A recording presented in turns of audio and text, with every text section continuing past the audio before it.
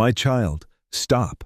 Do not walk away from this moment as if it is just another video, just another voice, just another face appearing on your screen before you scroll to something louder, something faster, something easier. You are about to lose something that cannot be recovered if you turn away right now. Not because I'm angry, not because I'm keeping score of how many times you skipped past my voice, but because your soul is standing at a door that is closing and you do not even feel the wind shifting beneath your feet. You feel tired. You feel forgotten. You feel like you have been praying into a ceiling made of iron, like every word you whisper rises only to fall back down onto your own chest, unheard, unanswered, unwanted. I know. I have watched you, not from a distance like some king observing a servant from a high tower. I have watched you from inside your own silence.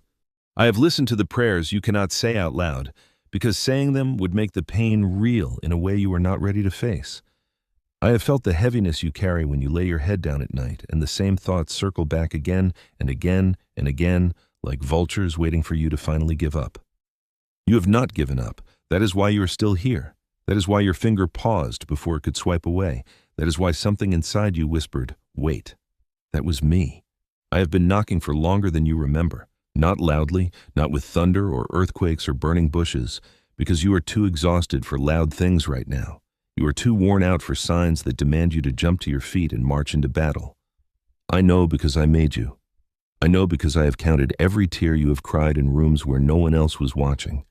I know because I saw you smile at people when inside you were crumbling. And I have been waiting for this exact second, not yesterday, not tomorrow, now.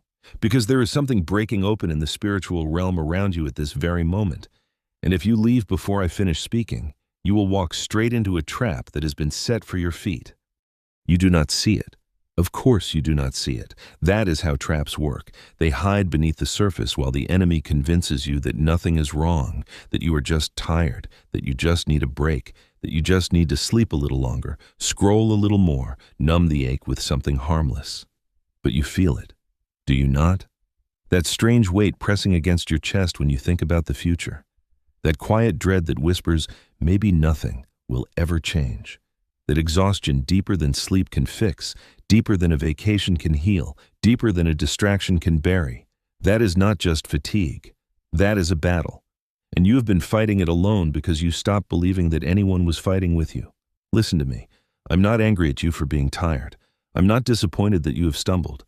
I'm not standing far off with my arms crossed waiting for you to get your act together before I help you. That is not who I am. That has never been who I am. The enemy wants you to believe that I am distant, cold, waiting to punish you for every weakness. But I am the one who carried you through every night you thought you would not survive. I am the one who held your mind together when it wanted to shatter. I am the one who placed this video in front of you right now, at this exact moment, not because you searched for me, but because I searched for you. You think you are here by accident? You think the algorithm brought you here randomly? You think your tired fingers slipped and landed on this message by chance? Nothing is random. Nothing is accidental. Every single second of your life has been woven together by a hand that loves you more than your own heart can comprehend. And right now, in this moment, I'm pulling back a curtain, just enough for you to see what has really been happening.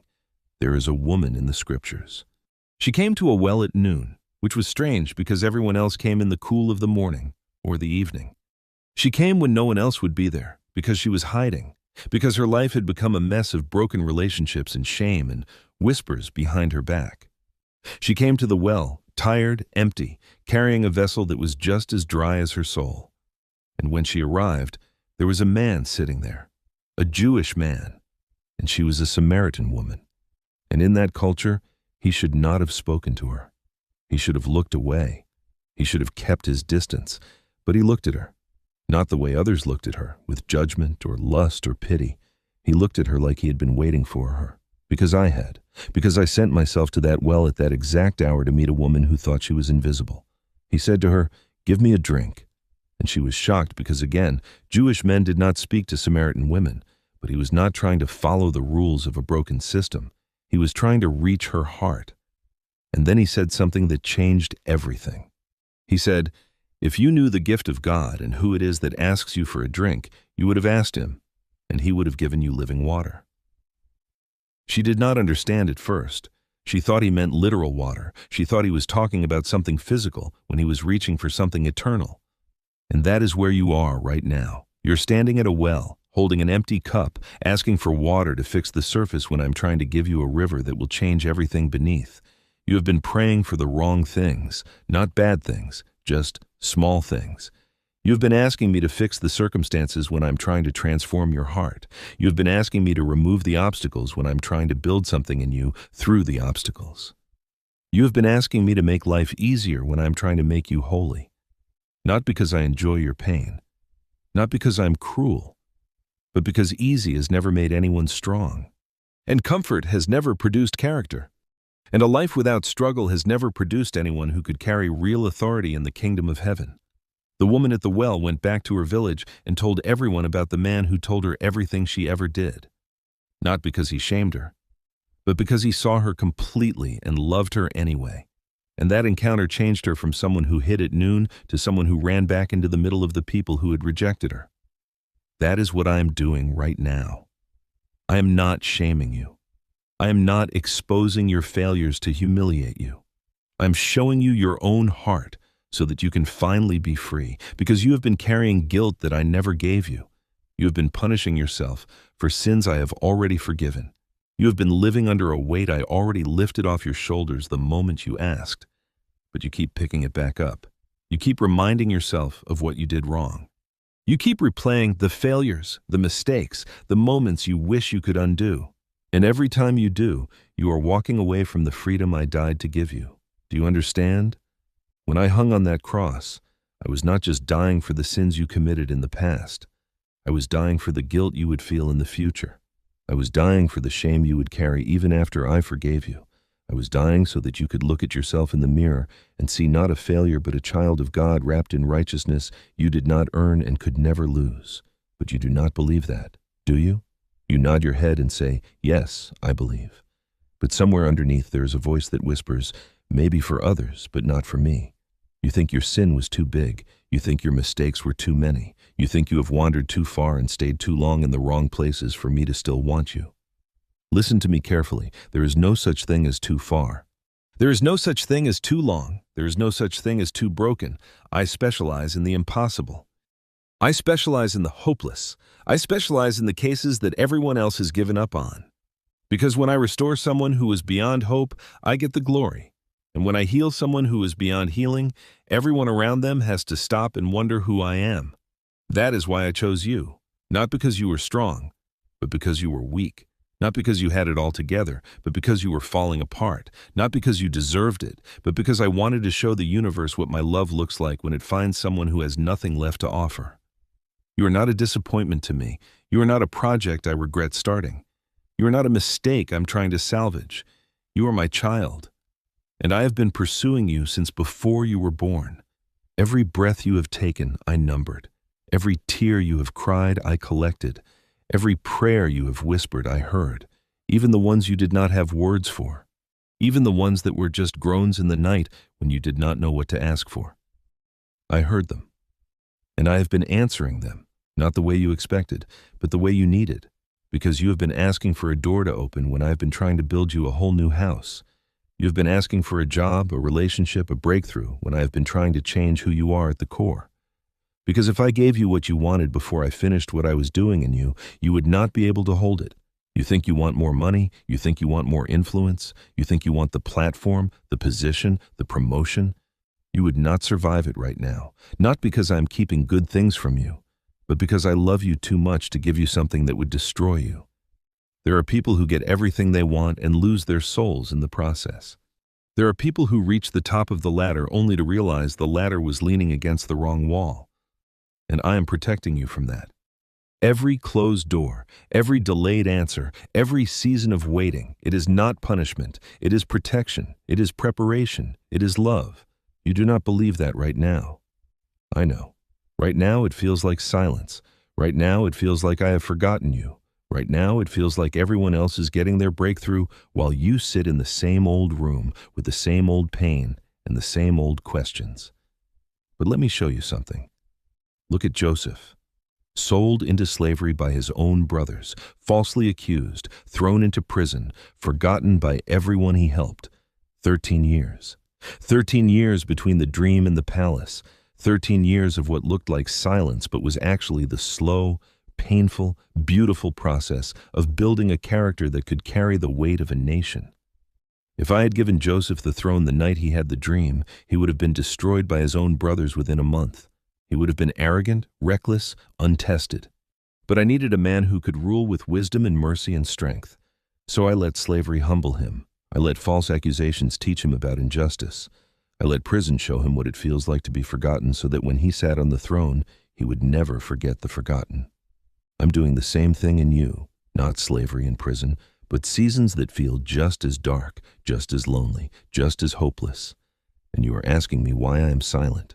But I am not silent. I am working. I am weaving. I'm moving in ways you cannot see because you are standing too close to the canvas.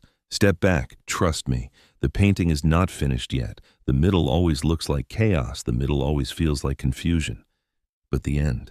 Oh, my child, the end will take your breath away. You have been asking for a sign. You have been asking me to show you that I am real, that I am here, that I have not abandoned you. And I have been giving you signs every single day. But you've been too tired to see them. That moment yesterday when something stopped you from making a terrible decision and you did not even know it. That was me. That text message that came at exactly the right moment from someone you had not heard from in months. That was me. That strange peace that settled over you in the middle of a panic attack when you thought you couldn't breathe. That was me. I am not hiding from you. You are just looking for the wrong things. You are looking for fireworks and earthquakes and dramatic displays of power. But I'm speaking in the quiet. I am moving in the ordinary. I am showing up in the moments you dismiss as coincidence, because I know that if you learn to see me in the small things, you will never doubt me in the big things. So I am asking you right now, open your eyes, not the eyes in your head, the eyes in your heart. Look back over the last year, not with the lens of pain, but with the lens of truth. How many times did you almost fall apart completely, but something held you together? How many times did you think you could not take another step, but somehow you kept moving? How many nights did you cry yourself to sleep only to wake up with just enough strength to face another day? That was me. That was me. That was always me. And I am not going to stop now. I'm not going to leave you in the middle of your story. I'm not going to abandon you when you are too weak to walk on your own. I carry the weak. I lift the fallen. I heal the broken. That is who I am, and that is who I will always be. But listen to me carefully, because this is important. There is something the enemy has been whispering to you that you have started to believe. He has been telling you that you have time, that you can get right with me later, that you can pray more tomorrow, that you can open your Bible next week, that you can change your life when things calm down. And you have believed him. That is why you are scrolling. That is why your attention is divided. That is why you are reading these words, but your mind is already drifting to what comes next. That is the trap. Not a big obvious trap that you would see from a mile away, but a slow, subtle drift. A tiny compromise here, a small distraction there. A prayer skipped, a worship song turned off, a conviction ignored, and before you know it, you are far from shore and you do not even remember swimming out. But I am calling you back, right now, not tomorrow, not when you feel more ready, not when you have cleaned yourself up, now, while you are still in the middle of your mess, while you are still ashamed, while you are still doubting. Come back, because I'm not waiting for you to be perfect. I'm waiting for you to be honest. Drop the mask. Stop pretending you have it all together. Stop acting like you are fine when you are drowning. I already know the truth. I have always known the truth. And I love you anyway. Not a weak, passive, distant love, but a fierce, pursuing, relentless love that chased you into this very moment. Do you remember Peter? Bold, impulsive, loud-mouthed Peter, who swore he would never leave me. And then in one night, he denied knowing me 3 times. 3 times, to a servant girl, to a stranger by a fire. He cursed and swore and said he never knew me. And when the rooster crowed, he looked up and our eyes met, and he ran away, weeping. He thought it was over. He thought he had blown it forever. He thought he was disqualified. But 3 days later, when the stone was rolled away, I sent an angel to the women with a specific message. Go tell my disciples. And Peter.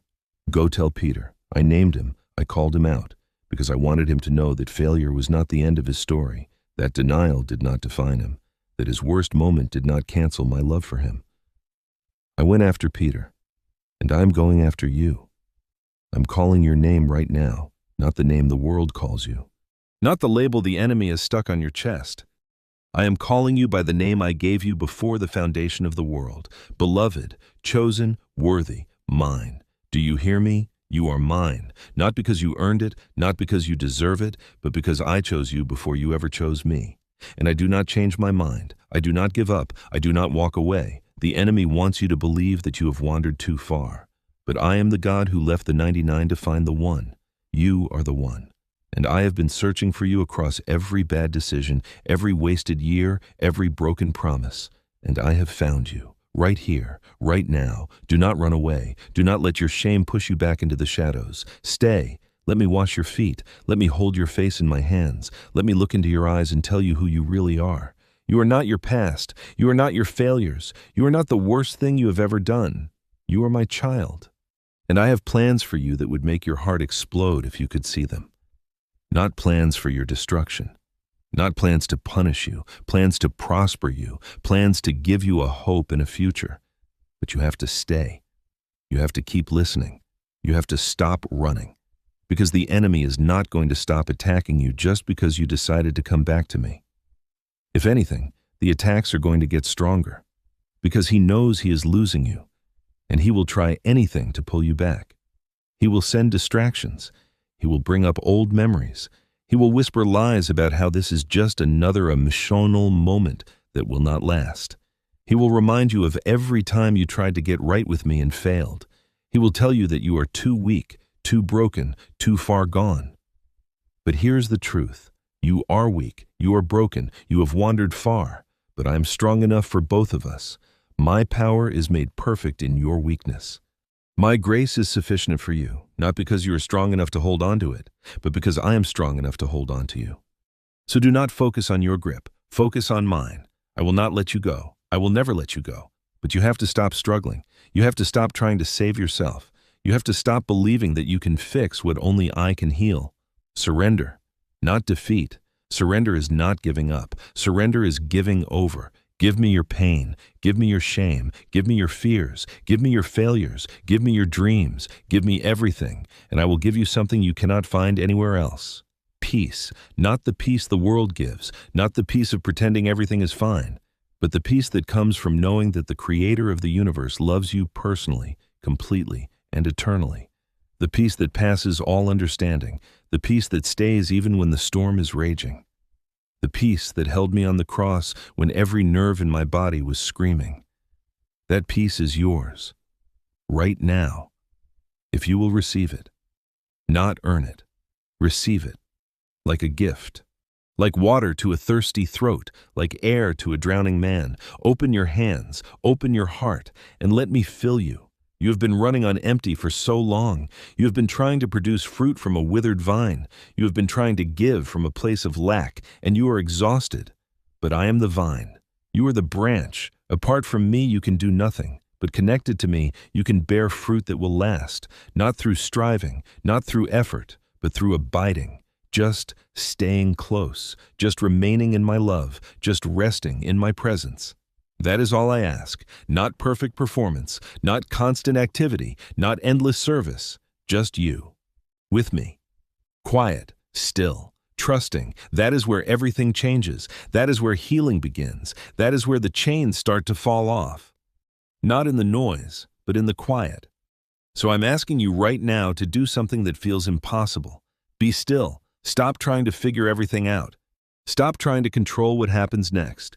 Stop trying to manufacture your own breakthrough. Be still and know that I am God. Not that you will be God if you try hard enough. Not that you will figure it all out eventually, but that I am God right now. In the middle of your mess, in the middle of your confusion, in the middle of your pain, I am on the throne. I am in control, and I am working everything together for your good. Not some things, everything. The good, the bad, the ugly, the things you understand, and the things that make no sense. Everything. I am weaving it into a masterpiece. And one day, maybe not today, maybe not tomorrow, but one day, you will look back and see the pattern, and you will fall to your knees in worship, not because life was easy, but because I was faithful, even when you were not, even when you doubted, even when you walked away. I was faithful because I cannot deny myself, and I have given you my word, and my word never returns empty. It always accomplishes what I send it to do, so right now, this message, these words, they are not just sounds, they are not just letters on a screen, they are spirit, they are life, and they are doing something in you, something you cannot feel yet, something you cannot measure, but something real, something eternal. Chains are breaking, walls are falling, strongholds are crumbling, right now. As you read, as you listen, as you stay, do not stop, do not scroll away, do not let the enemy steal what I am doing in this moment, because this is a moment, a real moment, a holy moment, a moment that will echo into eternity, and you are here, on purpose, for a purpose. I have something to say to you that I have never said to anyone else, something specific, something personal, something that will unlock something in you that has been locked for years. But you have to stay. You have to keep reading. You have to lean in. Because the enemy is going to try to pull your attention away right now. He knows what is coming. He knows that if you hear this next part, something in you will shift permanently. So your phone might buzz, your mind might drift, you might suddenly feel tired or hungry or distracted. That is not coincidence. That is warfare. Do not fall for it. Stay present. Stay focused. Stay with me. Because I'm about to tell you the thing you've been waiting your whole life to hear. Not the thing you wanted to hear, but the thing you needed to hear, the thing that will set you free. Are you ready? Are you really ready? Because once I say this, you cannot unhear it. Once I speak this over you, you will be responsible for it, and you will have to choose. Will you believe it, or will you push it away like you have pushed away every other truth that asks too much of you? I know your heart. I know your patterns. I know how you run from things that require you to change. But this time, stay. Do not run. Let me finish. Here it is. The thing you have been afraid to admit even to yourself. You do not believe that I love you. You say you do. You sing songs about it. You quote verses about it. But somewhere deep down, in a place you do not let anyone see, you are convinced that I am disappointed in you, that I am tolerating you but not delighting in you, that I love you because I have to, not because I want to. And that lie has poisoned everything, every prayer, every worship song, every attempt to get close to me. You come to me like a servant approaching a master, not a child running to a father. You come to me with fear, not with freedom, with obligation, not with joy. And I have been waiting for you to finally let me show you the truth. I do not just love you. I like you. I enjoy you. I delight in you. When you wake up in the morning, I'm not sitting in heaven with my arms crossed, annoyed that you slept too late or prayed too little. I'm leaning over the edge of eternity, waiting to see your face. Because you are my favorite, not just one of many. My favorite. Every parent knows this secret. They love all their children. But there is something unique about each one, something irreplaceable, something that makes them love that child in a way they love no other. And you. You have something that no one else has, a combination of gifts and quirks and passions and pains that exist nowhere else in all of creation. And I love watching you be you, not the version of you that tries to be perfect, the real you, the messy you, the struggling you, the you that laughs too loud and cries too easily and cares too much about things that do not matter. That you. I love that you. I created that you, and I do not want you to change who you are. I want you to become who you already are in me. Do you understand the difference? Religion says, change yourself so God will accept you. But the gospel says God already accepted you, so now you can change, not to earn love, but because you are loved, not to prove anything, but because everything has already been proven on the cross. It is finished. Do you hear me? It is finished. The payment is made. The debt is paid. The veil is torn. The way is open. There is nothing left for you to do but receive. Receive my love. Receive my forgiveness. Receive my acceptance. And let that receiving change everything about how you live.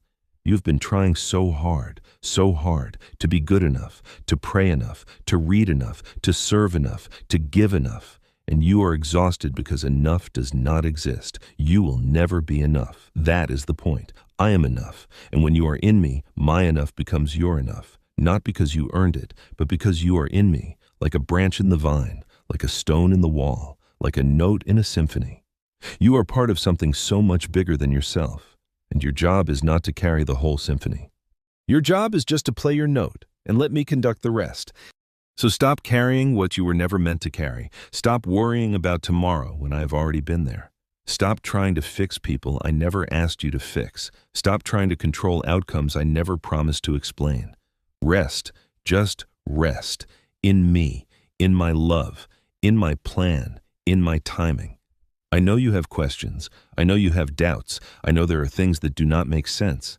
And I'm not afraid of your questions. Ask them. Bring them to me. Yell at me if you need to. I can handle your anger. I can handle your doubt. I would rather have your honest anger than your fake worship. So be real with me. Tell me what hurts. Tell me what confuses you. Tell me what makes you want to walk away. I'm not fragile. I'm not intimidated by your emotions. I made your emotions. I gave you the ability to doubt and question and wrestle, because wrestling produces something that easy agreement never can. It produces faith, real faith. Not the kind that repeats what it heard, but the kind that fought through the darkness and found me waiting on the other side. That is what I want from you, not polished performance, but honest struggle, not perfect answers, but persistent seeking. And I promise you, seek and you will find. Knock and the door will be opened. Ask and you will receive. Not because you deserve it, but because I am good. And I love to give good gifts to my children. So what is it? What is the thing you have been afraid to ask for? What is the dream you buried because it hurt too much to hope? What is the prayer you stopped praying because you got tired of waiting? Bring it to me right now. In this moment. As you read these words, say it out loud if you can. Say it in your heart if you cannot. I am listening. I have always been listening, and I am not annoyed by your request. I'm not bored by your need. I'm not tired of your asking. Ask, keep asking. Seek, keep seeking. Knock, keep knocking, and watch what I do. Not because you earned it, but because I love to show myself strong on behalf of those who trust me. Do you trust me? Really trust me? Enough to let go of the plan you have been clutching? Enough to release the timeline you have been demanding? Enough to say, not my will, but yours?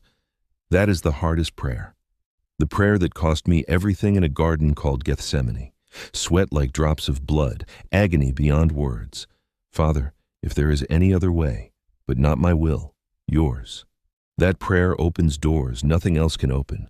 That prayer breaks chains nothing else can break. That prayer moves mountains nothing else can move. So pray it, right now. Not my will, but yours. Not my timing, but yours. Not my plan, but yours. I trust you, even when I do not understand, even when it hurts, even when I cannot see the next step. I trust you, because you have never failed me. Even when I thought you had, looking back, I see you were there, in every valley, in every storm, in every fire. You were there, and you never left. So I trust you. Not because life is easy, but because you are good, and your goodness is not determined by my circumstances. Your goodness is who you are, unchanging, unshakable, unfailing, forever. That is who you are, and that is who I am putting my hope in, not in my strength, not in my plans, not in my understanding, but in you, in your love, in your faithfulness, in your power. Now, let me tell you what is coming. Because the enemy has been lying to you about your future. He has been showing you images of failure and rejection and insignificance. He has been whispering that your best years are behind you, that you missed your chance, that it is too late, that nothing will ever change. Those are lies, every single one of them. Your best years are ahead of you, not behind. I'm not finished with you. I'm just getting started. The enemy has been trying to convince you that you are past your expiration date. But I am the God of new beginnings. I make all things new, not some things, all things, old wounds, new healing, old failures, new fruit, old dreams, new life. I'm doing a new thing. Do you not see it? I'm making a way in the wilderness and streams in the wasteland, the wilderness of your life, the wasteland of your heart. I am bringing water. I am bringing life. I am bringing hope. But you have to walk through the door I am opening, and the door is right in front of you. This message, this moment, this choice. That is the door. Walk through it. Not tomorrow, not when you feel ready. Now, while your heart is soft, while the walls are down, while you can still hear my voice. Step through, and everything changes, not because you are special, but because I am, and you are mine. So step. Do not overthink it. Do not analyze it. Do not wait for a sign. This is the sign. Do not wait for a feeling. This is the feeling. Just step. And I will meet you on the other side, not with judgment, not with disappointment, not with a list of all the ways you have failed, but with open arms, and a feast, and a robe, and a ring, because you were lost, and now you are found. You were dead, and now you are alive. Welcome home, my child. Welcome home, my child. My child, you are still here. I saw your finger hesitate. I felt your heart pause.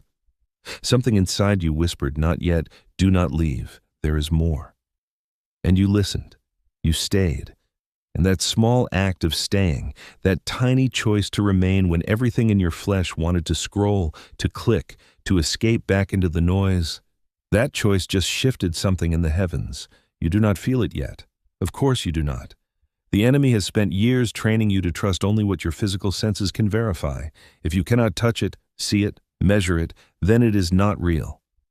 But I'm about to show you that the most real things are the ones your eyes cannot see. There is a war happening around you right now. Not the kind of war you see on news screens, not explosions and armies and borders drawn in blood, but a war far more fierce, far more personal, far more dangerous because it is invisible. A war for your attention, for your heart, for the next thought that enters your mind, for the decision you will make when this video ends. And the enemy has been winning, not because he is stronger, not because I am weak, but because you stopped believing the war was real. You told yourself you were just tired, just stressed, just overwhelmed, just going through a season, and you let down your guard. You stopped watching, you stopped praying, you stopped fighting. And slowly, subtly, without any single dramatic moment you could point to, you began to drift. Do you remember Peter walking on the water? He stepped out of the boat. He did the impossible. His feet touched the surface of a storm-tossed sea, and he did not sink. He walked, because his eyes were fixed on me. But then he looked at the wind. He noticed the waves. He saw the impossible situation he was in, and the moment his focus shifted from me to the storm, he began to sink. That is exactly what has happened to you, not all at once, not in a dramatic collapse, but slowly. One glance at the wind, one look at the wave, one moment of forgetting who was standing right in front of you, and the sinking felt so gradual that you did not even notice you were going down. Until now, until this moment, until you feel the cold water rising to your chest and you realize you have been drowning while smiling, while working, while pretending everything was fine. I am not angry at you for sinking. I am not disappointed that you took your eyes off me. I am the one who reached down and grabbed your hand when you started to go under. I am the one pulling you back to the surface right now, but you have to stop fighting me. When a drowning man is rescued, sometimes his panic makes him dangerous. He thrashes, he fights, he pushes away the very hand trying to save him, not because he wants to drown, but because fear has taken over every rational thought. That is you. Fear has been driving your decisions for so long that you do not even recognize it anymore. You call it wisdom, you call it being realistic, you call it protecting yourself, but I call it fear. And fear is not from me. I have not given you a spirit of fear. I have given you power, love, a sound mind, but you have exchanged my gifts for a familiar prison because fear feels safer than faith sometimes. Fear is predictable. Fear lets you control the outcome by lowering your expectations. If you expect nothing, you cannot be disappointed. If you do not hope, you cannot be crushed. That has been your strategy. And it has been slowly killing you, not your body, but something deeper, your joy, your hope, your ability to dream, your capacity to believe that anything good could still happen. You have been living in a small, gray, flattened version of your life, safe, predictable, empty. And you told yourself this was just what it meant to grow up, to be responsible, to face reality. But I did not create you for a small life. I did not breathe my breath into your lungs so you could survive. I created you to thrive, to dream, to risk, to believe, to hope against hope like Abraham did, even when every logical cell in his body said it was impossible. Do you remember Abraham? I told him he would be the father of many nations, and then I made him wait. 25 years. 25 years between the promise and the fulfillment. 25 years of watching his wife's body grow more and more incapable of bearing children. 25 years of wondering if he had heard me wrong, if he had imagined the whole thing, if he was just a foolish old man chasing a fantasy. But here is what Abraham did that changed everything. He did not waver in unbelief, not because he was strong. He was weak, just like you, not because he never doubted. He doubted plenty. But when the doubts came, he did not let them have the final word. He refused to deny that I was faithful, even when everything around him screamed that I had forgotten him. That is what I'm asking from you. Not perfect faith, not heroic strength, just a refusal to give up, just a stubborn determination to keep believing even when believing hurts, even when believing feels foolish, even when everyone around you is settled for less and wants you to settle too. You've been surrounded by voices telling you to be realistic, to lower your expectations, to stop dreaming because dreams are for children and you are an adult now. Those voices are not from me. I am the God of dreams. I am the one who gave Joseph dreams that seemed absurd, dreams of his brothers bowing to him, dreams that cost him everything, dreams that landed him in a pit, then a slave market, then a prison. And every step of the way the enemy whispered, "See, your dreams were lies. You are nothing. You will die in this dungeon forgotten by everyone." But I had not forgotten Joseph. I was preparing him. Every betrayal was building character. Every disappointment was deepening his dependence on me. Every closed door was redirecting his steps toward a throne he never would have reached through any other path. And when the timing was perfect, when Joseph had been tested and purified and prepared, I opened every door at once. The prison became a palace, the slave became a ruler, the forgotten became the rescuer of nations. That is your story, not someone else's, yours. The pit you are in right now is not your final destination. The prison of your circumstances is not a life sentence. The betrayal that broke your heart is not the end of your story. I am preparing something. I am building something. I am moving pieces you cannot even see. And one day, maybe sooner than you think, you will look back at this season and realize it was not punishment. It was preparation. It was not abandonment. It was training. It was not the enemy winning. It was me winning in a way you could not recognize because you were standing too close to the pain. So I need you to do something, something that goes against every instinct your pain has trained into you. I need you to trust me. Not the kind of trust that says I believe in God, but secretly has 10 backup plans in case he does not come through. Not the kind of trust that hedges its bets and keeps one foot in the world just in case. I need you to trust me like a child trusts a father, completely, recklessly, irrationally. The way Peter trusted when he swung his other leg over the edge of that boat and put his full weight on the water. Do you realize what Peter did? He did not test the water with one toe. He didn't dip his foot in to see if it would hold. He stepped. His full weight. His entire future. Everything he was. And the water held. Not because Peter was special, because I was standing there, and my presence made the impossible possible. That is what I am offering you right now. Not a theology lesson, not a motivational speech, not a 5-step plan to fix your life. I am offering you my presence, my actual, real, tangible presence. The same presence that held Peter above the waves, the same presence that walked with Moses through a divided sea, the same presence that stood with Daniel in a den of lions. That presence is here, right now, in this room, with you. Can you feel it? Not with your emotions. Emotions are unreliable. They shift with your hormones and your sleep schedule and what you ate for breakfast. But deeper than your emotions, in your spirit, there is something stirring, a warmth, a peace, a strange sense that you are not alone. That is me. I've been here the whole time. You just stopped paying attention. You got distracted by the noise, the notifications, the demands, the endless to-do lists, the scrolling, the numbing, the exhausting performance of holding your life together. But I have not moved.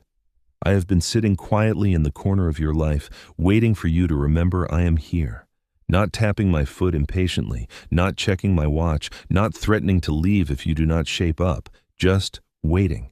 Because that is what love does. It waits. It hopes. It endures. Love does not demand. It does not manipulate. It does not threaten to withdraw if it does not get what it wants. That is not love. That is control. And I am not a controlling God. I am a pursuing God. I chase, I knock, I call, but I do not break down doors. I wait for you to open them, because love requires choice, and choice requires freedom. So here you are, free, free to stay, free to leave. Free to open the door of your heart, or to keep it locked. Free to believe these words or to dismiss them as another video, another voice, another emotional manipulation. The choice is yours. It has always been yours, and I will not take it from you. But I will tell you this, what you do at this moment matters more than you can possibly understand. Not because I'm keeping score, not because your salvation depends on making the right choice right now, but because this is one of those hinge moments, a moment that swings open a door that has been stuck for years, a moment that breaks a pattern that has held you captive since childhood, a moment that shifts the trajectory of the rest of your life. You've had moments like this before. Maybe you recognize them. Maybe you did not. A conversation that could have gone differently, a decision that seemed small at the time but ended up determining everything that followed, an opportunity you almost took but talked yourself out of, a fear you almost faced but ran from instead. Those moments are not lost. They are not wasted. I redeem everything.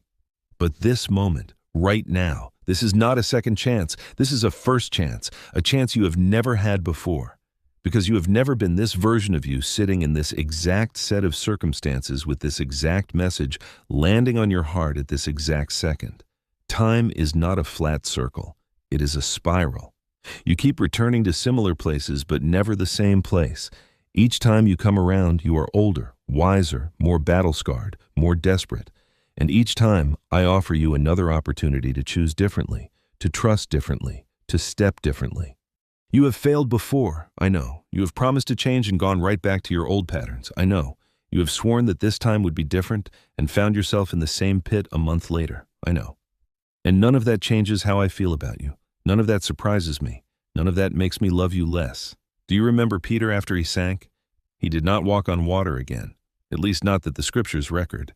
But he did something more important. He got back in the boat. He kept following, even when he failed spectacularly. Even when he denied me 3 times by a fire, even when he went back to fishing because he thought his ministry was over, he kept coming back, and I kept restoring him every single time.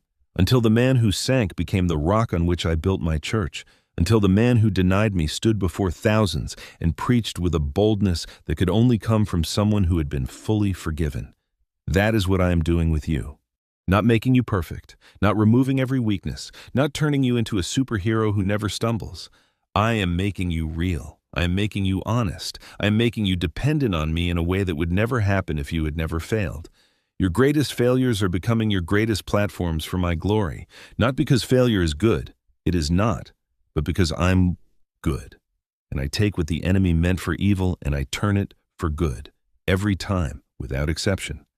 So stop hiding your failures. Stop pretending you have it all together. Stop wearing the mask that weighs 1,000 pounds. Take it off, right now, in this moment. Let me see your face, the real face, the one you show no one, the one that is tired and scared and disappointed and angry and bitter and doubtful and lonely. Let me see all of it. I can handle all of it. I made all of it. Your anger does not scare me. Your doubt does not threaten me. Your bitterness does not push me away. I have been waiting for you to bring all of that to me instead of hiding it behind religious smiles and spiritual-sounding answers. Do you know what I want from you? Not your performance, not your ministry, not your service, not your giving, not your attendance. I want your heart, just your heart, the whole thing. The good parts and the ugly parts, the faith and the doubt, the love and the resentment, the hope and the despair. I want you to come to me exactly as you are. Not as you think you should be, not as you are trying to become, but as you are, right now. In this mess, in this confusion, in this exhaustion. Come. There is a story you may have heard, a father with 2 sons. The younger son demanded his inheritance early, which was the same as saying, "Father, I wish you were dead." He took the money and ran to a far country. He wasted everything on wild living. He ended up hungry, homeless, feeding pigs, eating the slop he gave to the animals. And one day, he came to his senses. He rehearsed a speech. "Father, I have sinned against heaven and against you. I am no longer worthy to be called your son. Make me like one of your hired servants." He practiced those words all the way home. But before he could deliver his carefully prepared apology, his father saw him while he was still a long way off. His father ran. His father embraced him. His father kissed him. His father called for the best robe, a ring, sandals for his feet. His father killed the fattened calf and threw a party, not because the son deserved it, not because his apology was eloquent enough, but because his father loved him. Because his father had been watching the road every single day, hoping to see that familiar silhouette appear on the horizon. That is me. I am the father. You are the son, the daughter, the one who took my gifts and ran, the one who wasted years in far countries, the one who is so hungry right now that even the pig slop of this world looks tempting. But you are coming to your senses. That is why you are still here. That is why you did not scroll away. That is why something in you is stirring. That is the sound of you remembering who you are. You are not a pig farmer. You are not a hired servant. You are my child. And I'm running toward you right now, not walking, not waiting for you to clean yourself up. Running, with abandon, with joy, with tears in my eyes because I have missed you so much. Do you have any idea how much I have missed you? Not the version of you that goes through religious motions, not the version of you that performs spirituality to impress other people. I have missed you. The real you, the you who laughs too loud and cries too easily and cares too much about things that do not matter. The you who asks hard questions and refuses to settle for easy answers. The you who dreams big dreams and feels big feelings and loves with a passion that terrifies you. That you. I have missed that you. Come home, not to a building, not to a religion, not to a set of rules. Come home to me, to my heart, to my love, to my presence. That is where you belong. That is where you have always belonged. That is where you will finally be able to breathe. Because you have been holding your breath for years, holding everything together, holding in the pain, holding back the tears, holding on to control, holding on to hope by your fingernails. Let go. Just let go. Let me catch you. Let me hold you. Let me carry what you were never meant to carry. You were never meant to carry the weight of your own life. That is why you are so tired. That is why your shoulders ache with the exhaustion that sleep cannot cure. That is why you wake up weary and go to bed weary, and the weariness never lifts. You are carrying a load I never gave you, a load I never intended you to bear, a load that belongs to me. Cast your burden on me, not tomorrow, not when you have a better handle on things, now, right now, in this moment. Imagine lifting that weight off your shoulders. Imagine handing it to me. Imagine watching me take it from you and carry it myself. How does that feel? Just the thought of it. Does something in your chest loosen? Does your breathing deepen? Does a tiny flicker of hope spark somewhere you thought hope had died? That is me. That is what my presence does. It lifts burdens. It breaks yokes. It sets captives free. Not through effort, through rest, not through striving, through surrender, not through doing more, through being with me. You've been so focused on doing things for me that you have forgotten how to be with me. Martha was doing, Mary was being, and Martha was frustrated that Mary was not helping. But I said Mary had chosen the better part, the part that would not be taken from her. Do you understand? Your service to me is valuable. Your work for the kingdom matters, but not if it comes from a place of emptiness. Not if it is fueled by obligation instead of love. Not if you are so busy doing that, you have forgotten how to simply sit at my feet and listen. So I'm giving you permission right now to stop. Stop striving. Stop performing. Stop trying to earn what can only be received. Sit down, right where you are, not physically necessarily, but spiritually, emotionally. Sit down in my presence. Let the weight of performance fall off you like a heavy coat you no longer need to wear. Breathe, just breathe, in and out, slowly, deliberately. And as you breathe, know that I'm here. I'm not asking anything from you right now. I'm not checking your to-do list. I'm not evaluating your prayer life. I'm just here, with you, and you are just here, with me. That is enough. That is more than enough. That is everything. The enemy has lied to you and told you that you need to earn my presence through spiritual disciplines. But my presence is a gift. It cannot be earned. It can only be received.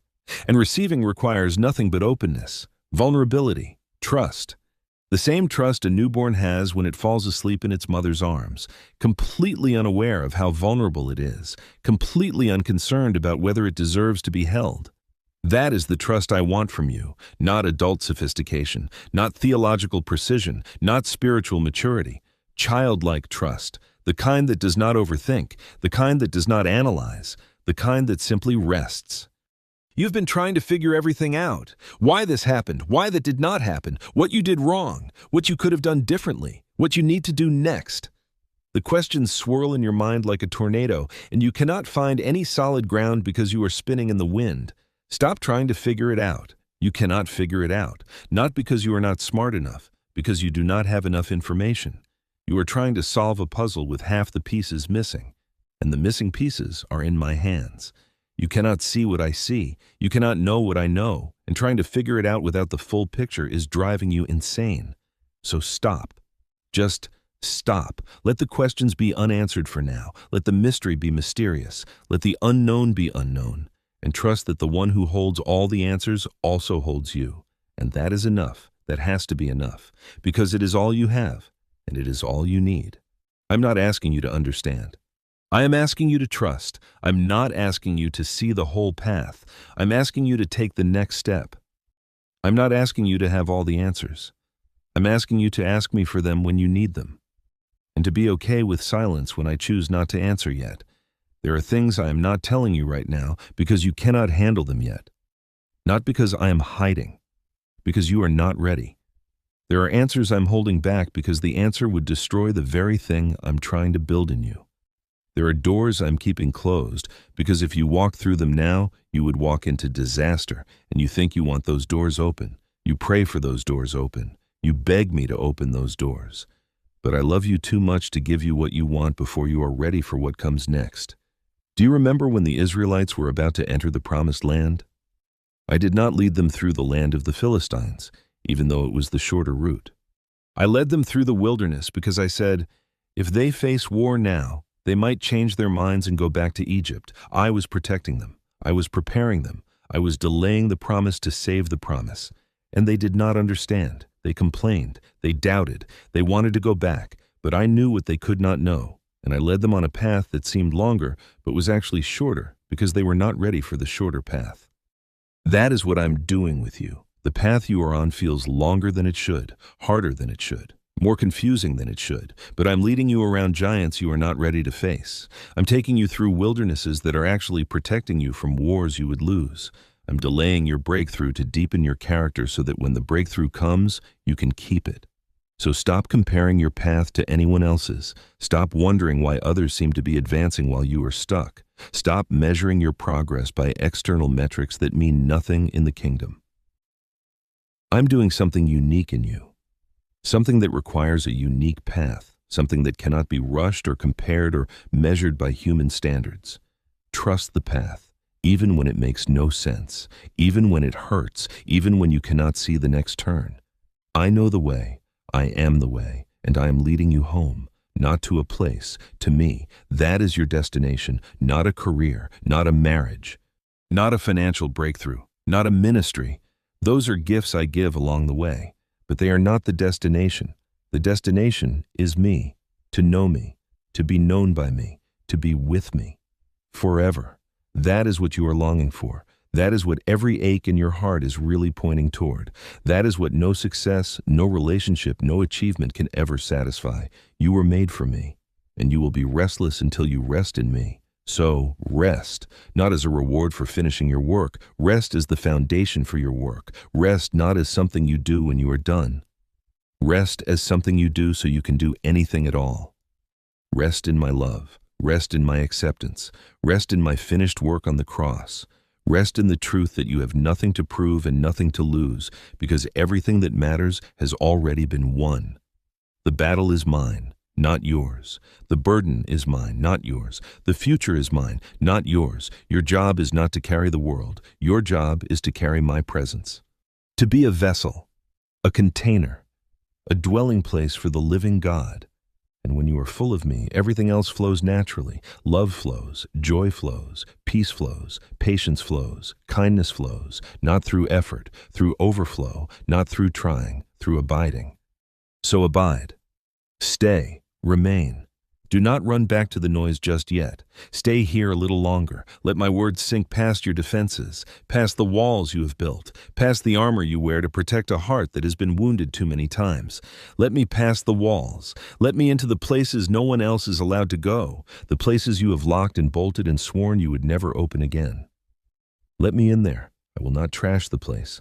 I will clean it, I will heal it, I will restore it, I will redecorate it with beauty instead of ashes, with joy instead of mourning, with praise instead of despair.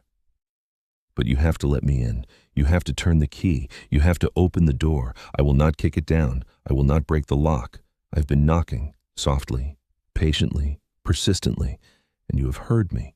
You have felt the knock in the middle of the night when you could not sleep. In the quiet moments when the noise stopped long enough for you to feel something.